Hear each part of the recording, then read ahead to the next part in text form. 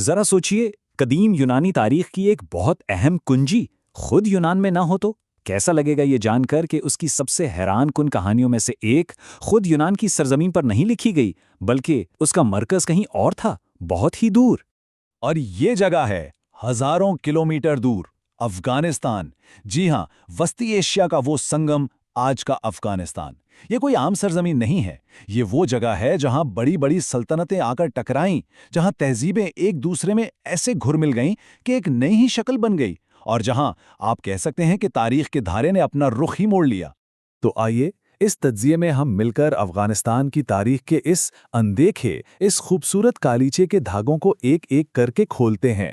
یہ ایک ایسی کہانی ہے جسے تہذیبوں، سلطنتوں اور نئے نئے خیالات کے ملاپ نے بنا ہے۔ اچھا، تو اس کالیچے کا جو پہلا دھاگا ہے نا، وہ ہمیں ایک ایسی دریافت کی طرف لے جاتا ہے جس پر یقین کرنا مشکل ہے۔ آئے خانم، ایک مکمل جیتا جاگتا یونانی شہر، لیکن کہاں؟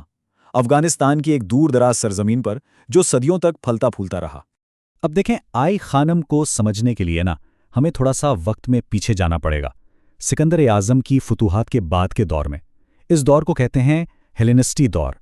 یہ وہ زمانہ تھا جب یونانی سپاہی، فنکار، فلسفی سب مشرق کی طرف آئے اور یہاں کی جو قدیم ثقافتیں تھیں ان کے ساتھ گھل مل گئے، اور اس ملاپ سے ایک بالکل ہی نئی، ایک بہت متحرک تہذیب نے جنم لیا۔ آئی خانم اسی تہذیب کا سب سے بڑا جیتا جاگتا ثبوت تھا۔ اس شہر کی کہانی ہے تو مختصر لیکن بہت شاندار ہے۔ اسے بسایا تھا سکندر کے جانشینوں نے، یعنی سلوکیوں نے۔ پھر یہ طاقتور گریکو باختری سلطنت کا حصہ بنا اور اپنے عروج پر پہنچ گیا، لیکن پھر خانہ بدوش حملاور آئے اور اسے تباہ کر دیا، اور بس یہ شہر صدیوں کے لیے تاریخ کے اوراق میں کہیں کھو گیا۔ سچ پوچھیں تو اس ایک شہر کی کہانی ایک پوری تہذیب کے عروج و زوال کی داستان ہے۔ تو یہ تو تھی بات تعمیرات کی۔ آئیے اب رخ کرتے ہیں قدیم عالمی تجارت کی طرف۔ ہماری کہانی کا جو دوسرا دھاگا ہے وہ ایک قیمتی گہرے نیلے رنگ کے پتھر کے گرد گھومتا ہے، ایک ایسا پتھر جس نے ہزاروں سال تک افغانستان کو عالمی تہذیبوں کا مرکز بنائے رکھا۔ یہاں ایک بہت ہی دلچسپ بات سامنے آتی ہے، قدیم اور جدید دنیا کے درمیان ایک حیران کر دینے والا تعلق۔ دیکھیں، ہزاروں سال پہلے مصر کے فرعون بدخشاں کے لاجورد کے دیوانے تھے، ٹھیک؟ اور آج اسی زمین کے نیچے تانبے کے اتنے بڑے ذخائر چھپے ہیں کہ دنیا کی بڑی بڑی طاقتوں کی نظریں اس پر ہیں۔ مطلب وقت بدل گیا، لیکن اس زمین کی قدرتی دولت کی اہمیت وہ آج بھی ویسی کی ویسی ہے۔ ذرا تصور تو کریں اس قدیم تجارتی نیٹ ورک کا، اس کے پیمانے کا۔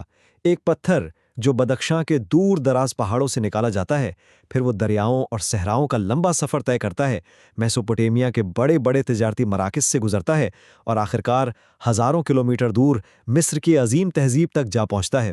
یہ اس بات کی ایک زبردست مثال ہے کہ قدیم دنیا بھی کس طرح ایک دوسرے سے جڑی ہوئی تھی۔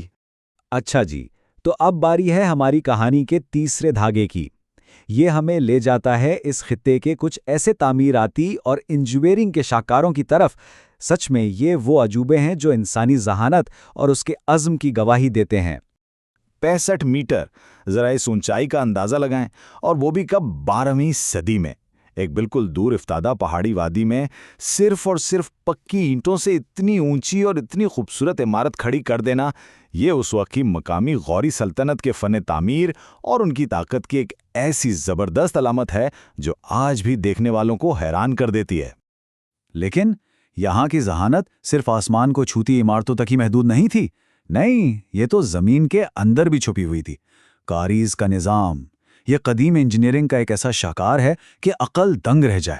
سوچیں، زیر زمین سرنگوں کا ایک پورا جال جو بغیر کسی پمپ یا بجلی کے، یعنی توانائی کی کسی بیرونی ذریعے کے بغیر، صرف اور صرف کشش ثقل کا استعمال کر کے پہاڑوں سے پانی کو خشک زمینوں تک پہنچاتا تھا۔ یہ پائیدار ٹیکنالوجی کی ایک ایسی شاندار مثال ہے کہ اس میں آج کے دور کے لیے بھی بہت بڑے سبق ہیں۔ لیکن اب ہماری کہانی کا جو آخری دھاگا ہے وہ ہمیں تاریخ کی گہرائیوں سے نکال کر سیدھا آج کے دور میں لے آتا ہے، اور یہ دھاگا ان تمام انمول خزانوں کے مستقبل سے جڑا ہے، ایک ایسے ورثے کا مستقبل جسے آج بہت شدید خطرات کا سامنا ہے۔ افسوس کی بات یہ ہے کہ ان انمول مقامات کو آج ایک نہیں کئی خطرات ہیں۔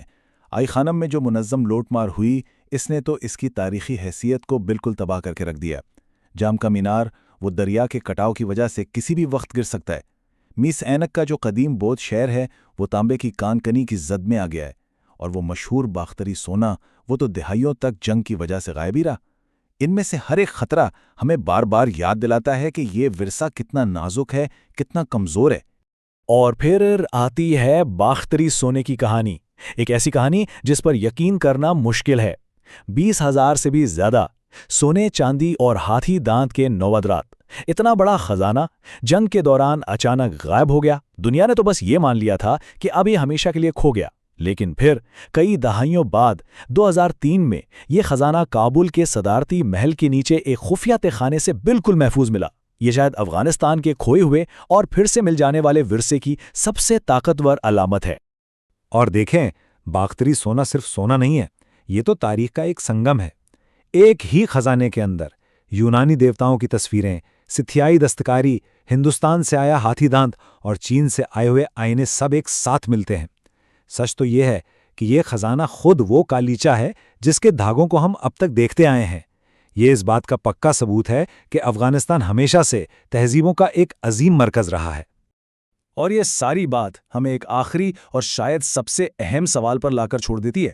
جب آئے خانم، جام کا مینار یا باختری سونے جیسا ورثہ صرف ایک ملک کا نہ رہے بلکہ پوری انسانیت کا مشترکہ ماضی بن جائے، تو پھر اس کی حفاظت کی ذمہ داری کس کی ہے؟